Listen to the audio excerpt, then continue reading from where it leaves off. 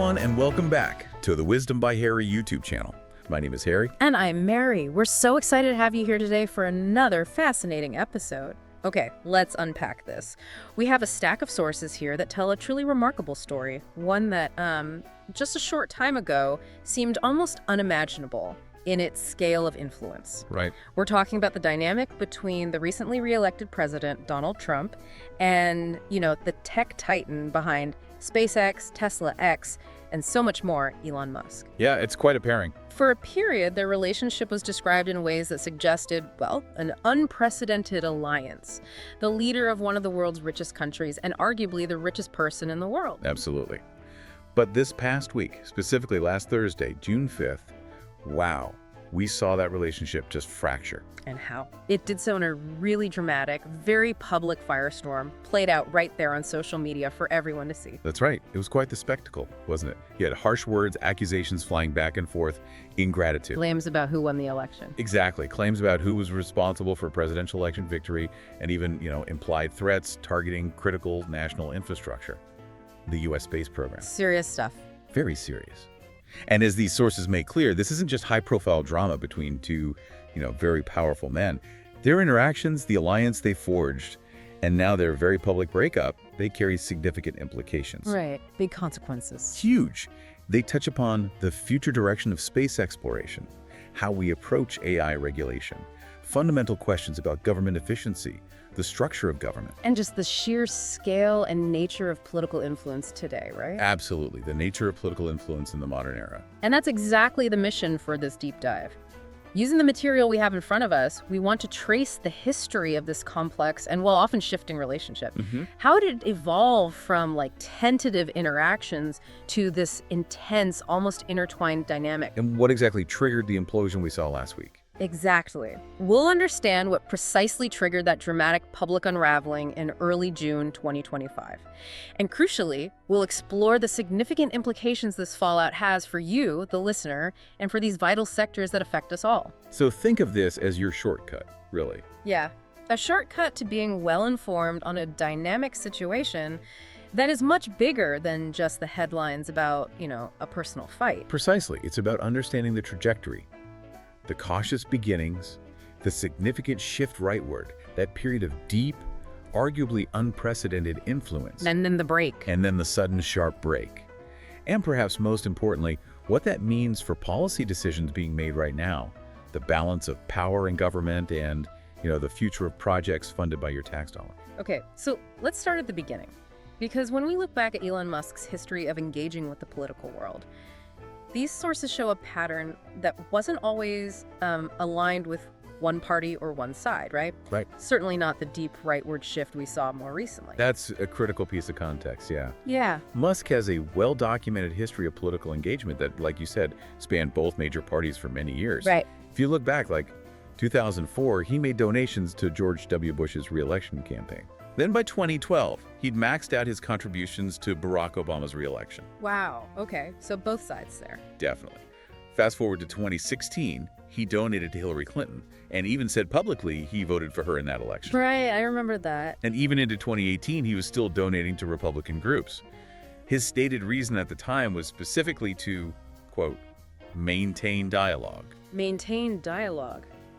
That phrase itself suggests a kind of pragmatic approach, doesn't it? Maybe driven heavily by his business interests, needing to navigate government for SpaceX, Tesla. That seems to be a huge driver, yes. The sources really highlight that SpaceX in particular developed a sophisticated and systematic lobbying operation in Washington very early on. Really? Early on. Yeah. By 2012, for instance, reports indicated SpaceX had already spent over $4 million lobbying Congress and contributed more than $800,000 to political campaigns. That's serious money back then.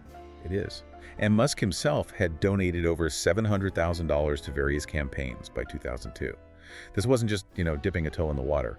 It was a calculated, substantial effort to build relationships and influence policy. Which makes sense for a company like SpaceX, right? So reliant on big government contracts, especially NASA. Absolutely crucial for them, yeah. So given that history of sort of broad engagement and strategic lobbying, how did his initial interactions with the Trump administration during its first term unfold? Well, it began with direct meetings, actually. Very early in the first Trump term, January 2017, Musk met with then-President-elect Trump at Trump Tower. Oh, okay. The sources indicate a key item on Musk's agenda was pushing for SpaceX's Mars colonization program. That big long-term vision. Right, his big dream needs government support for that. Definitely. Needs regulatory frameworks, public-private partnerships, the works. He was also appointed to Trump's Strategic and Policy Forum back in December 2016. That group of business leaders. Exactly. One of several brought in to offer advice. And Musk himself framed his role in that group as trying to be a, quote, voice of reason. A voice of reason? That implies he wasn't necessarily, fully on board with everything, but saw a chance to give input. Exactly. And that perspective wasn't always aligned, which became pretty clear fairly quickly. Oh, so? The most public disagreement during that first term came in June 2017. Musk resigned from those advisory councils. Oh, yeah, I remember that. Why again? It was in protest after President Trump announced the U.S. would withdraw from the Paris Agreement on climate change. Right, the climate deal. Yeah. Musk's statement at the time was pretty blunt. Climate change is real. Leaving Paris is not good for America or the world. Clear divergence from the administration's policy. Doesn't really fit the political identity many associate with him now, does it? No, not at all. So you have this initial period of engagement, getting appointed to things, then this very public break over a huge policy issue like climate change. What explains the big shift rightward that these sources point to, especially accelerating after, say, 2022? That shift is really stark when you look at the material, yeah. The turning point seems to be around May 2022. Musk made a series of very public statements indicating a fundamental change in his political alignment. What kind of statements? He declared that Democrats had become the party of division and hate, and importantly, stated explicitly that he would vote Republican going forward. Wow, okay. That's a big declaration. It was. And it wasn't just talk. He followed it up by actively urging voters to support Republicans in the 2022 midterm elections. And this is also around the time he was buying Twitter, right? Which became X. Precisely. His acquisition of Twitter, finished up in late 2022, seems to be a major catalyst. Not just transforming the platform itself, but also massively amplifying his own political voice and engagement. And one of the first things he did was let Trump back on, wasn't it? One of his immediate high-profile actions, yeah. Restoring Donald Trump's account in November 2022, after it had been suspended since January 2021. Okay.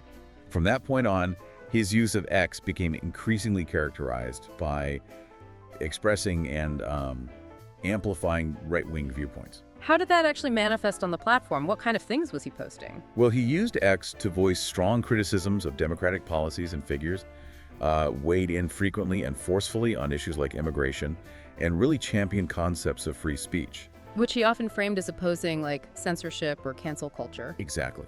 Opposing perceived censorship or restrictions, particularly in debates around identity politics, COVID-19 policies, and even election integrity.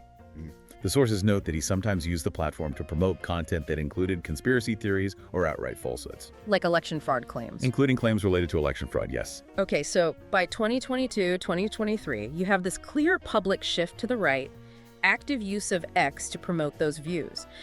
How did that then play into the 2024 election cycle and ultimately lead to him becoming such a major figure in Trump's orbit?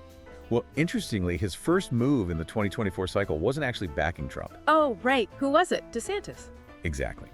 In May 2023, he publicly endorsed Florida Governor Ron DeSantis for the Republican presidential nomination.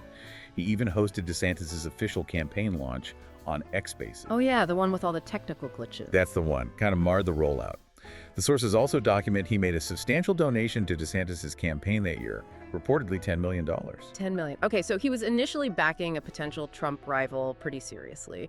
What changed? What made him pivot to a full Trump endorsement? According to reports, a pivotal moment seems to have been the failed assassination attempt on President Trump in July 2024. One source notes that something like 30 minutes after that event, Musk posted that he would fully endorse the Republican leader. A really decisive pivot away from DeSantis. Wow. That's a rapid and dramatic shift in allegiance. It really was. Yeah. And from that point, his involvement with the Trump campaign escalated dramatically, especially financially. How so? He became the single largest donor to Trump and Republican candidates during the 2024 election cycle. Full Not the stop. largest. How much are we talking? Sources put the figure at over $250 million. One specifies $277 million.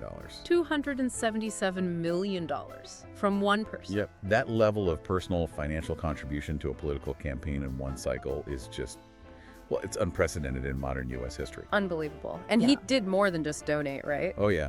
He actively engaged in other ways, too. Met with Trump at Mar-a-Lago in March 2024, reportedly said Biden needed to be defeated.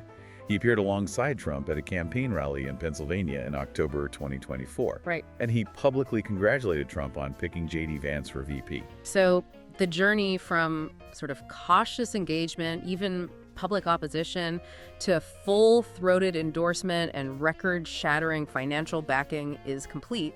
And then, after Trump's 2024 win, we enter this new phase where Musk's presence and perceived influence just went into overdrive. Yeah, this period during the presidential transition, after the election in November 2024, is where the sources paint a truly remarkable picture. Musk's access, his integration into the incoming administration's planning. It was extraordinary. What kind of descriptions did they use? Vivid ones. He was characterized as being somewhere between unofficial co-president and first buddy. Unofficial co-president. Right.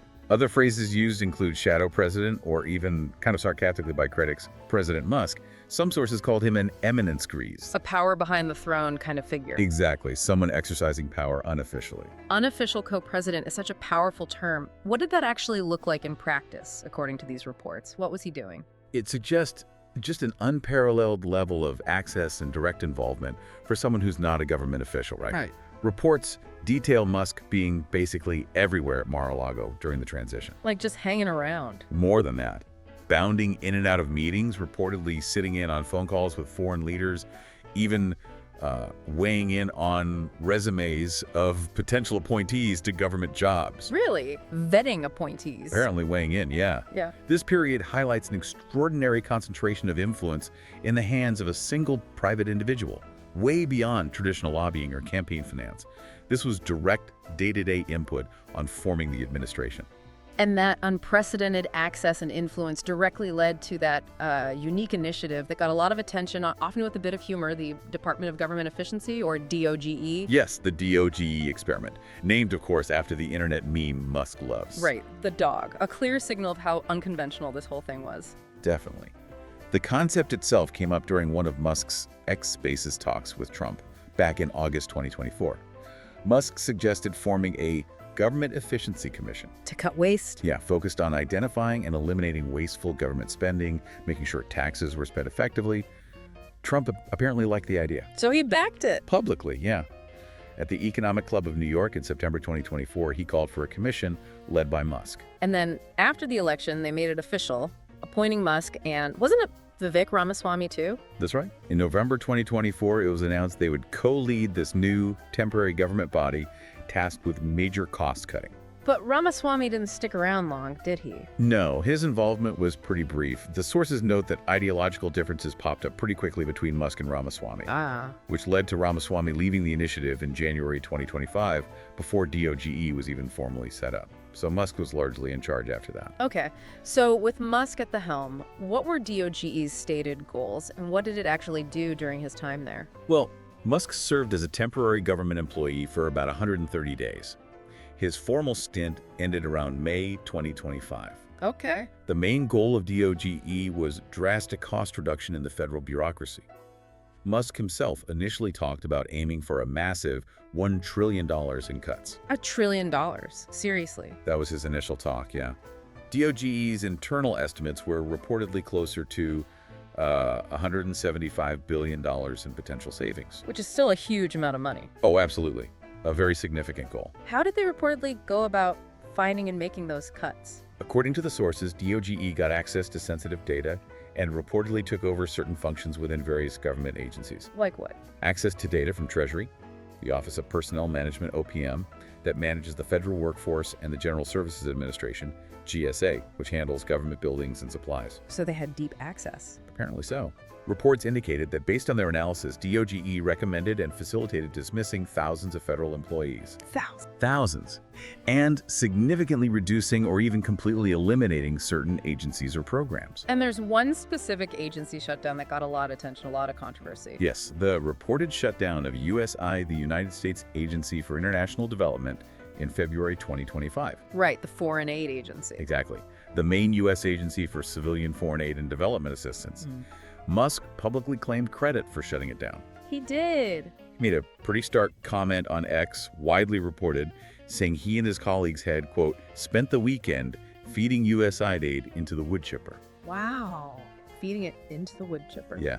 He also reportedly boasted on X about shutting down payments that Congress had already approved. Can he even do that? Well, some sources noted that could potentially violate the Impoundment Control Act, which is supposed to stop the executive branch from just withholding funds Congress has appropriated. Okay. That quote certainly underlines the disruptive nature of the whole thing. How is DOGE and Musk's unique role seen publicly, especially by critics? Democrats were highly critical, yeah.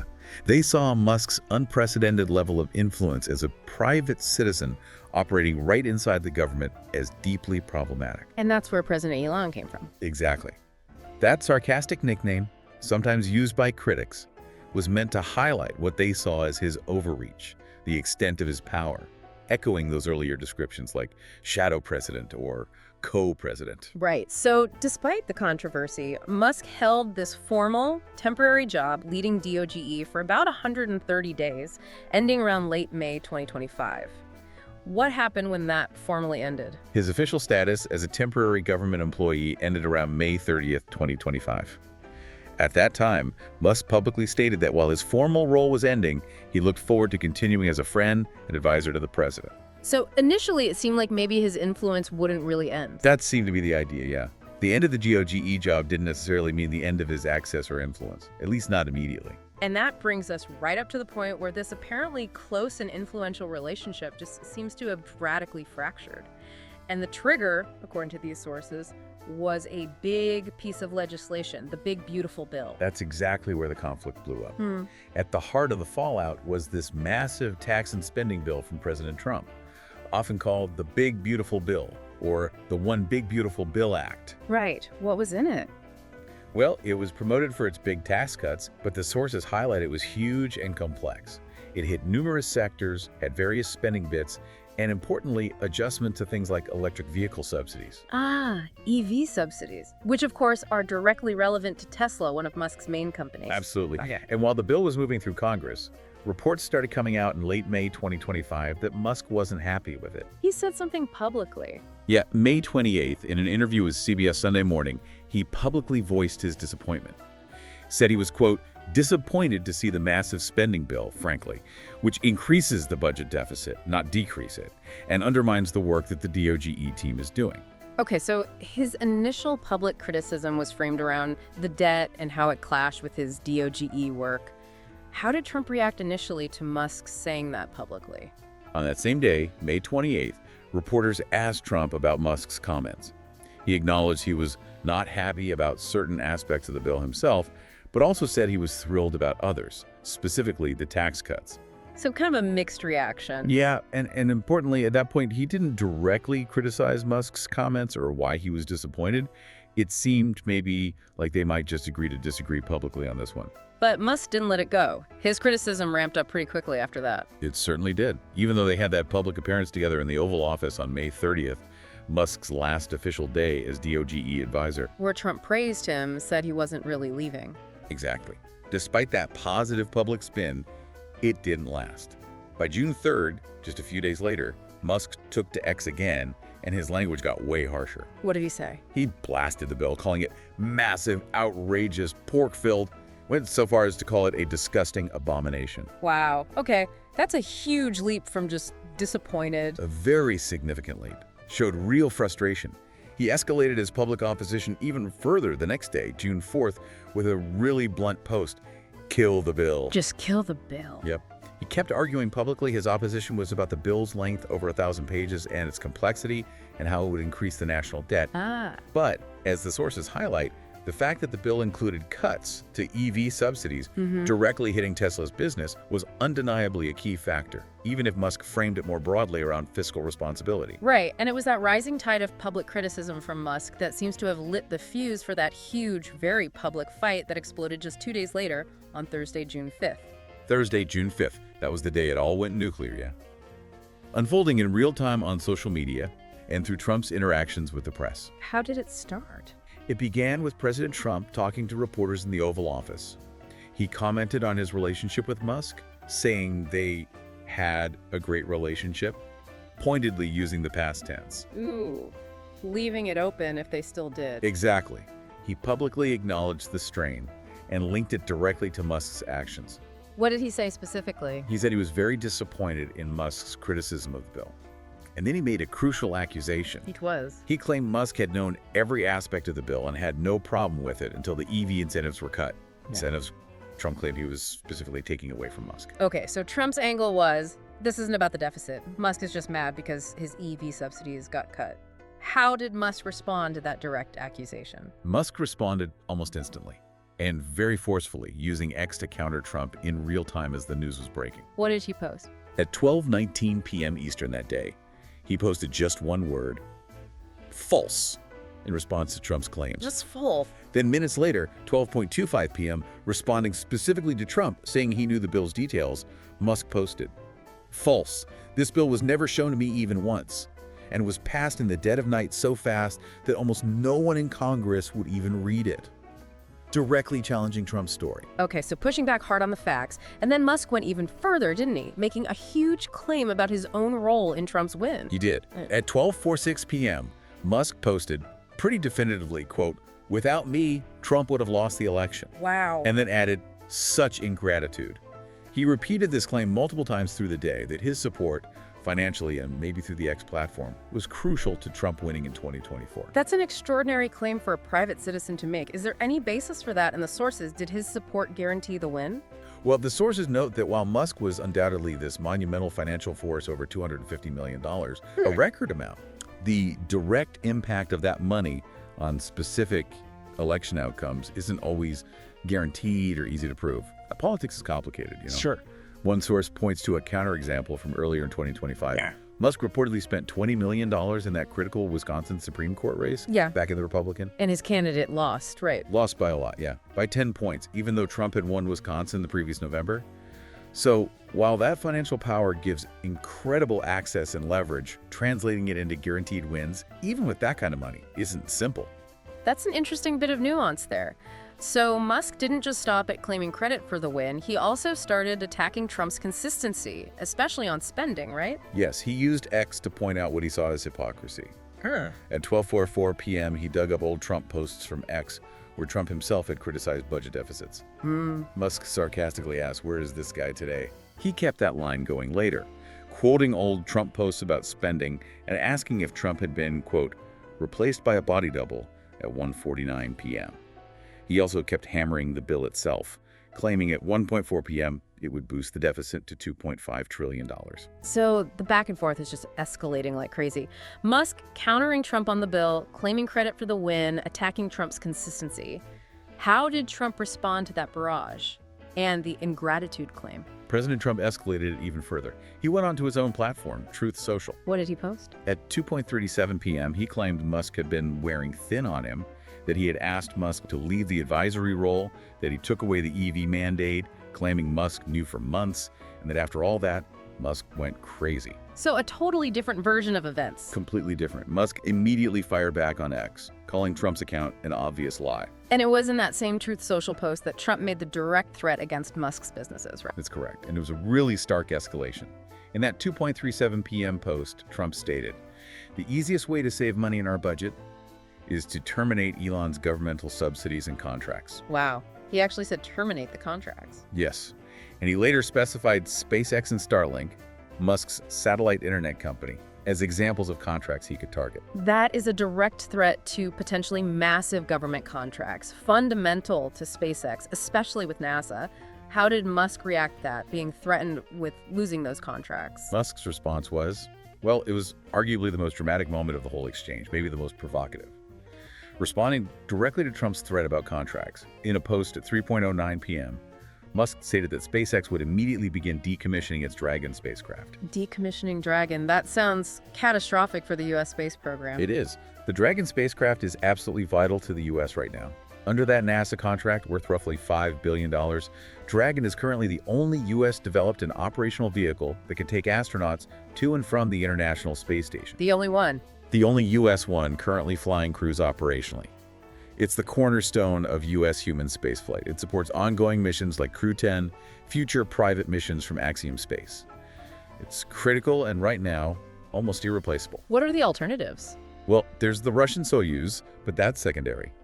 And Boeing Starliner, the other U.S. commercial crew vehicle, is still in testing, not yet certified for regular crew flights. Its next flight is months away. So threatening to decommission Dragon was basically Musk demonstrating his leverage, showing how reliant the U.S. is on SpaceX. Pretty much a direct challenge to that reliance, an implicit demonstration of the power he holds in that relationship. So a huge, almost existential threat from Musk in response to Trump's contract threat. But he didn't actually follow through, did he? No, he seemed to backpedal on that specific threat just hours later. Around 9:27 p.m. that evening, someone on X suggested both men should cool off and take a step back. And Musk responded. Yeah, Musk posted, "Good advice. Okay, we won't decommission Dragon." Yeah. So the immediate, most drastic threat was withdrawn. But the fact he was willing to even make it really underscored the volatility and the incredibly high stakes here. Definitely. Beyond the Dragon threat and the ingratitude claims, were there other attacks Musk made during that June 5th craziness? Oh yeah, it was a rapid-fire exchange. Yeah. At 3:10 p.m., Musk made a really serious allegation, suggesting, without providing evidence right then on the platform, that President Trump appears in the Epstein files. Wow, okay. Referencing Jeffrey Epstein. Exactly. The sources note this a specific claim from Musk did prompt Democrats to reportedly start looking into the matter. What else? Musk also seemed to endorse impeaching President Trump in a post around 4:1 p.m., and he attacked Trump's proposed trade tariffs, claiming at 4:26 p.m. they will cause a recession later this year. So a really broad range of attacks, personal allegations, policy critiques. As the day ended, was there any sign of things cooling down, any attempts to reconcile, or did the bitterness just continue? Late on Thursday evening, Musk did seem to signal some openness to cooling things down. Around 9:27 p.m., he responded positively to that post from Bill Ackman, the billionaire investor, who suggested Musk and Trump should make peace for the benefit of our great country. What does Musk say? He agreed, saying good advice. That was just minutes before he posted about not decommissioning Dragon. Okay, so a slight softening from Musk, maybe. What about Trump? Did he soften his stance? Doesn't seem like it. The next day, Friday, June 6th, in an ABC News interview, Trump called Musk the man who has lost his mind. Ouch. Yeah, and said he was not particularly interested in talking to him. And then over the weekend, Saturday, June 8th, according to an NBC News interview with Kristen Welker, Trump reportedly said his relationship with Musk was likely beyond repair. Beyond repair, wow. And he issued another warning, saying there'd be serious consequences for any Republican members of Congress who voted for his bill if Musk financed candidates to run against them in the future. Okay, so despite maybe a brief signal from Musk, Trump seems to see the relationship as fundamentally broken, for now, anyway. And he's explicitly warning his own party members about potential retaliation based on Musk's future actions. This whole very public unraveling just raises huge questions about the implications, right? And why this matters to you, the listener. Absolutely. The breakdown of this unprecedented alliance between a sitting president and this tech financial titan has consequences that ripple out way beyond just personal drama. Yeah. It directly impacts crucial sectors that affect the country, maybe the world. So let's talk about those. First, back to space. The implications for the U.S. space program and SpaceX's role. Yeah, as we discussed with the Dragon threat, SpaceX is just deeply woven into NASA's operations now. Critically so, it sounds like. Critically so. Mm-hmm. The sources really underscore the sheer volume and importance of SpaceX's government contracts, beyond commercial crew and Dragon being the only operational U.S. ride for astronauts to the ISS right now. Right. SpaceX also holds contracts for cargo resupply missions to the station. They're developing the vehicle that will eventually deorbit the ISS. And looking ahead, SpaceX's Starship was picked by NASA as the human landing system for the Artemis program. That's the return to the moon mission. Exactly. Returning U.S. astronauts to the moon, targeted for Artemis 3, currently planned for 2027. Across all these programs, SpaceX has won an estimated $15 billion in NASA contracts alone. $15 billion. So Trump's threat to cancel contracts and Musk's brief threat to decommission Dragon, these weren't just empty words. They point to a major national dependency. Precisely. It highlights how reliant the U.S. space program has become on one private company and its leader.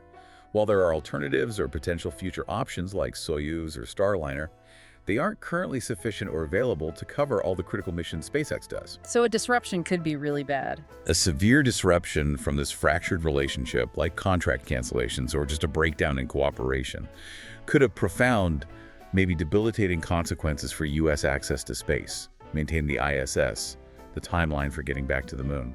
This isn't just about Musk's business. It's a critical national security and scientific dependency. Okay. Beyond space, the relationship and its implosion also have potentially big implications for U.S. policy on artificial intelligence, right?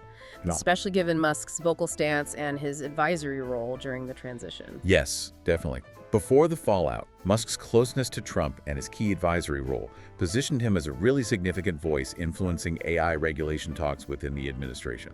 And the sources contrast Trump's approach with Biden's. Yeah, they draw a clear contrast. President Trump's stated preference is generally for deregulation, framed as good for economic growth, less government intervention, letting the private sector self-regulate. Right. Whereas the previous Biden administration pursued a more structured, comprehensive regulatory framework for AI. What did the Biden approach involve specifically?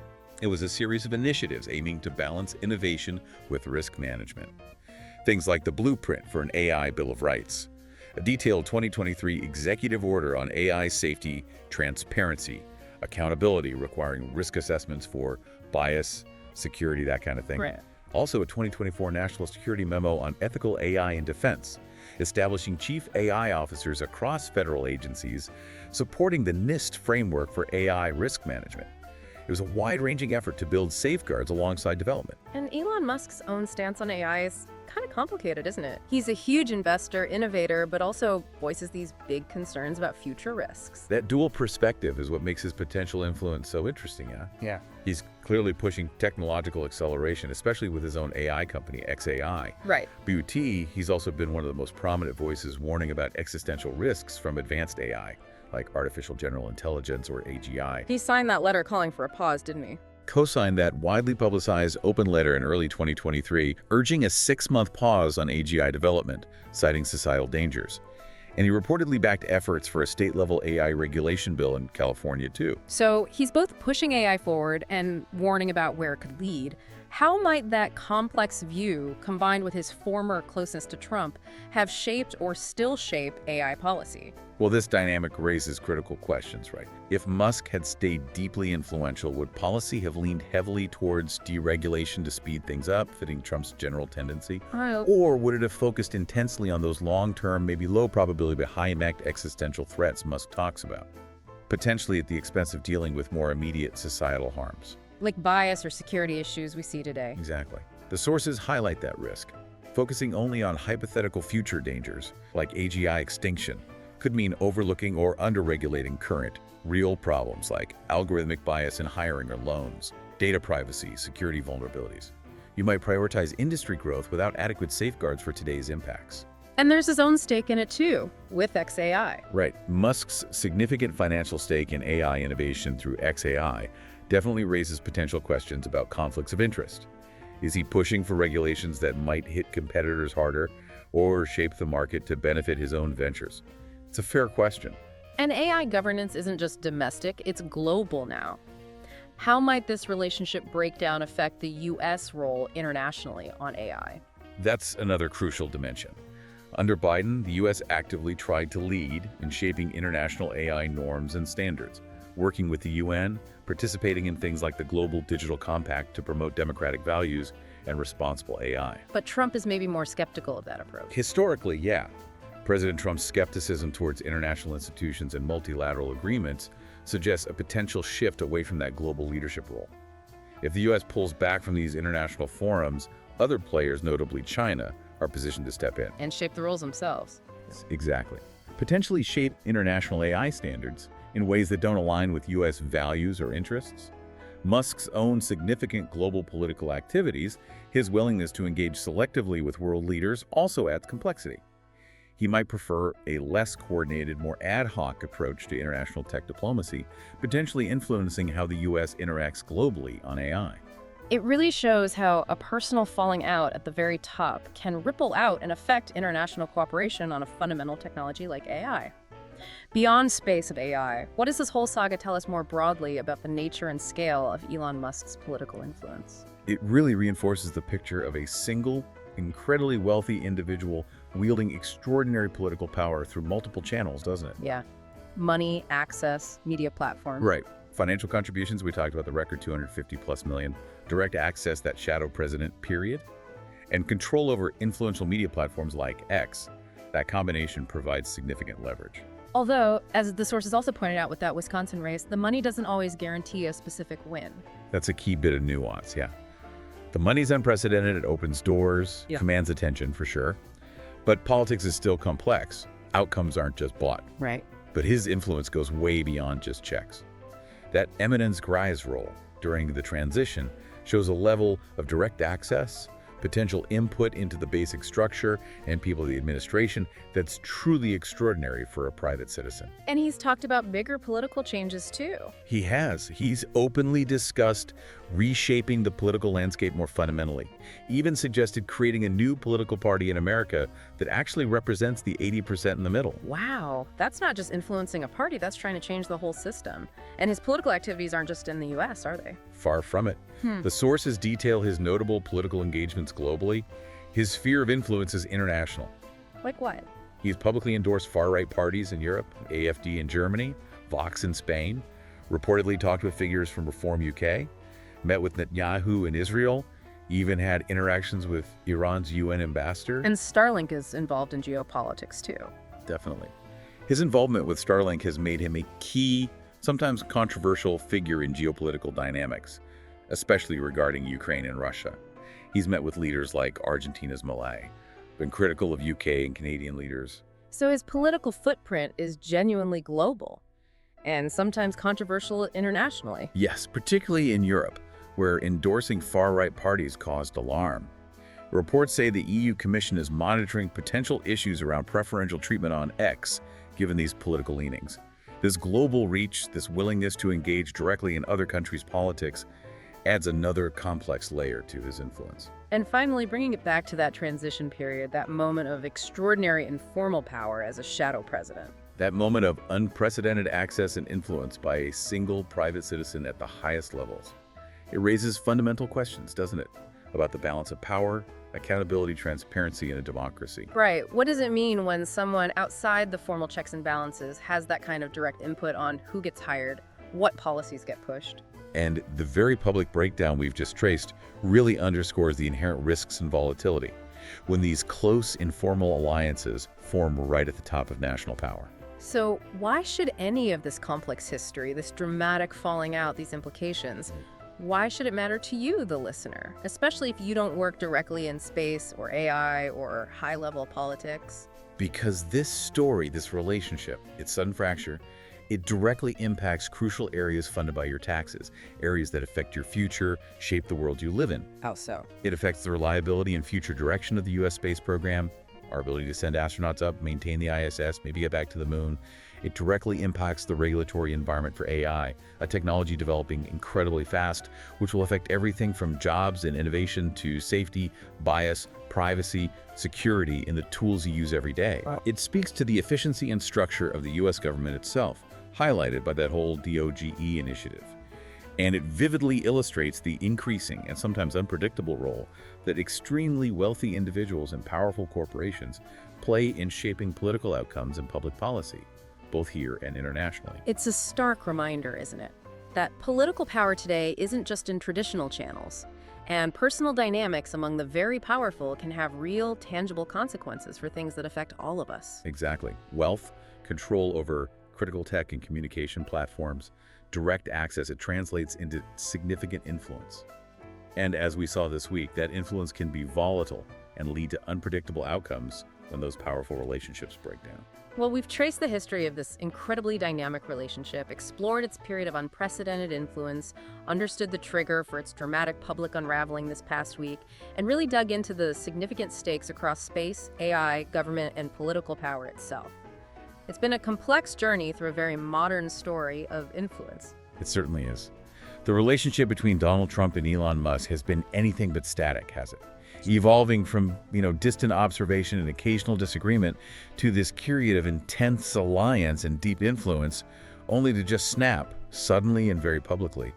Its volatility might be its defining feature. And the crucial areas impacted the future of the U.S. space program, the direction of AI policy, government efficiency, the nature of political influence. These remain critical issues no matter the current state of this particular alliance. Yes, the questions raised by their unique interactions and everything that happened recently continue to be highly relevant moving forward. Absolutely.